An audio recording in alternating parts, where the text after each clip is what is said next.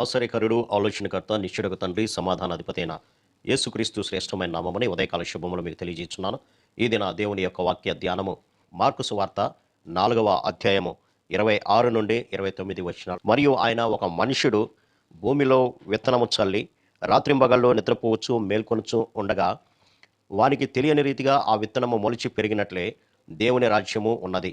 భూమి మొదట మొలకను, తరువాత వెన్నును, అటు తరువాత వెన్నులో ముదురు గింజలను తానంతట తానే పుట్టించును. ఈ యొక్క వాక్య భాగాన్ని మనం గమనించినప్పుడు భూమి మీద విత్తనము విత్తుట వరకే ఆ యొక్క విత్తేవానికి తెలుస్తుంది, కానీ అది ఏ విధంగా మొలకెత్తుతుంది, మొలకెత్తిన తరువాత దానిలో వెన్నులు ఎక్కడి నుంచి వస్తాయి, ఆ వెన్నులు ఎలాగా ముదురు గింజలుగా మారతాయి అనేటువంటి సత్యాన్ని అతడు తెలుసుకోలేడు పిల్లరా. చూస్తుండగానే ఒక చిన్న విత్తనమే అది మొలకలాగా రావడం, అది ఎదగడము, ఇదంతా కూడా మనము గ్రహించినటువంటి మన ఊహకు అందనటువంటి రీతిగా అది పెరుగుతూ ఉంటుంది.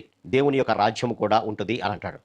దీనిని ఆత్మీయమైనటువంటి కోణంలో ఎలా ఆలోచన చేయాలి అని కనుక చూస్తే, దేవుని యొక్క వాక్యము విత్తబడుతున్నప్పుడు, లేదంటే దేవుని యొక్క సువార్త మనకు బైబిల్ రూపంలో దొరికినప్పుడు ఏదో ఒక వాక్యము మన హృదయాల్లో గట్టిగా నాటిపోతుంది.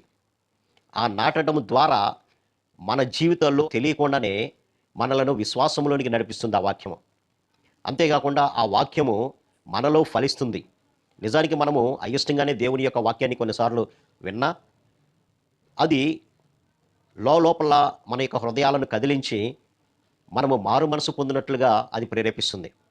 ఇది పైకి కనబడనటువంటి విషయమే అయినప్పటికీ కూడా దేవుడు తన యొక్క చిత్తము చొప్పున మన యొక్క జీవితంలో జరిగిస్తూ ఉంటాడు. అనేక మంది అన్యులైనటువంటి భక్తులను కనుక మనం తీసుకుంటే, ఒక చిన్న వాక్యమే లేదంటే బైబిల్లో ఉన్నటువంటి ఒక పేపరు చదవడం ద్వారా వారి యొక్క జీవితాలను ప్రభావితం చేసింది, వారు క్రీస్తు వైపుకు రావడానికి ప్రోత్సహించింది.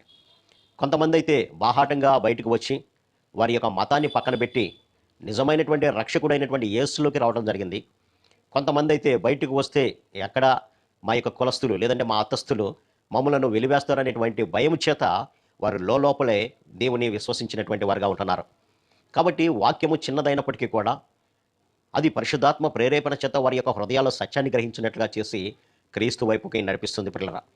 ఈనాడు అనేకులు క్రీస్తు యొక్క రక్షణ సువార్తను అంగీకరించి వారి యొక్క ప్రతి పాపాన్ని, అవిధేయతను ప్రభునామంలో ఒప్పుకొని క్రీస్తును సొంత రక్షకుడిగా అంగీకరిస్తున్నారు. ఆనాడు 12 మందితో ప్రారంభించబడినటువంటి దేవుని యొక్క రక్షణ సువార్త ఈనాడు ప్రపంచవ్యాప్తంగా అనేక కోట్ల మంది విశ్వసిస్తున్నారు. ఇంకొక మాట, భూమి మొదట మొలకను, తర్వాత వెన్నును, అటు తర్వాత వెన్నులో ముదురు గింజలను తానంతట తానే పుట్టించును అన్నాడు. అనగా మొట్టమొదట ఒక వాక్యము చేత మన హృదయం కదిలించబడినప్పుడు ఆ వాక్యమే మన యొక్క హృదయాల్లో కదలికను దయచేసి మారు మనసు పొందడానికి ప్రేరేపిస్తుంది. ఆ మారు మనసు పొందడం ద్వారా రక్షణలోకి నడిపించబడిన తర్వాత అది దేనికి సాదృశ్యంగా ఉంటుందంటే వెన్నుకి సాదృశ్యంగా ఉంటుంది ప్రియులారా. ఆ వెన్నులలో నుంచే ముదురు గింజలు రావడం జరుగుతుంది. అనగా వారు బాప్తిసం పొందిన తర్వాత క్రీస్తు కొరకు హతసాక్షులు అవ్వడానికి కూడా సిద్ధపడుతున్నారు ప్రియులారా. క్రీస్తు కొరకు తమ యొక్క సర్వస్వాన్ని వదిలివేయడానికి సిద్ధపడుతున్నారు. ఇది ముదురు గింజలను సూచిస్తుంది. ముదురు గింజలు అనగా పరిపక్వత చెందినటువంటి గింజలు అని అర్థం, సంపూర్తిగా ఎదిగినటువంటి గింజలు అని అర్థం. అలాగే విశ్వాసి కూడా చిన్నగా మొదలైనటువంటి విశ్వాస జీవితము ప్రభు కొరకు సాక్షిగా నిలబడి అనేక శ్రమలు వచ్చిన, నష్టాలు వచ్చిన, కష్టాలు వచ్చిన ఎదుర్కొని ఆయన రాజ్యానికి సిద్ధపడినటువంటి వానిగా ఈ యొక్క ముదురు గింజలు చూపిస్తున్న పిల్లరా. కాబట్టి దేవుని యొక్క రాజ్య సువార్త ఎంతోమంది అడ్డుకోవాలని ప్రయత్నం చేశారు. ఆనాడే యేసుక్రీస్తును చంపివేయడానికి ప్రయత్నం చేశాడు. తర్వాత వచ్చినటువంటి రాజుల్లో యూదులందరినీ కూడా చంపడానికి ప్రయత్నించారు. కానీ ఎక్కడ కూడా దేవుని యొక్క సువార్త ఆగలేదు. కారణం ఏంటో తెలుసా? అది రక్షణ సువార్త. అది మనిషిని పాపి నుంచి పరిశుద్ధునిగా మార్చేటువంటి సువార్త, నరకము నుంచి తప్పించి నిత్య జీవానికి మార్చేటువంటి సువార్త. కాబట్టి ఆ సువార్తను ఆపాలి అని ప్రయత్నించిన వారే కాలపు గర్భంలో కలిసిపోయారు. కానీ దేవుని యొక్క రక్షణ సువార్త మాత్రం కలిసిపోలేదు పిల్లరా.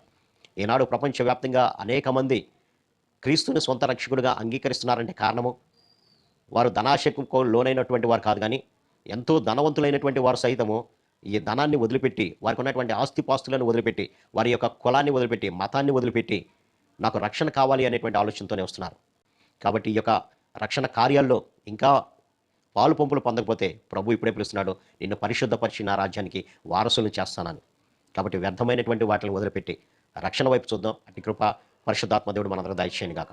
ఆమేన్. ప్రార్థన. సర్వశక్తుడా, ప్రేమగల మా తండ్రి, ఒక మొక్క ఏ విధంగా అయితే ఫలించి అభివృద్ధి పొంది ముదురు గింజలను ఇస్తుందో, అలాగ నీ యొక్క వాక్యము కూడా చిన్నగా మొదలైనటువంటి వాక్యము అనేకుల హృదయాలను కదిలించి, అనేక ఏళ్లను ప్రభా మీ రక్షణలోకి నడిపించి, మీ కొరకు సాక్షులుగా నిలబడే భాగ్యాన్ని వారందరికీ దయచేసి ప్రభా, అందుని బట్టి మీకు వందనాలు తండ్రి.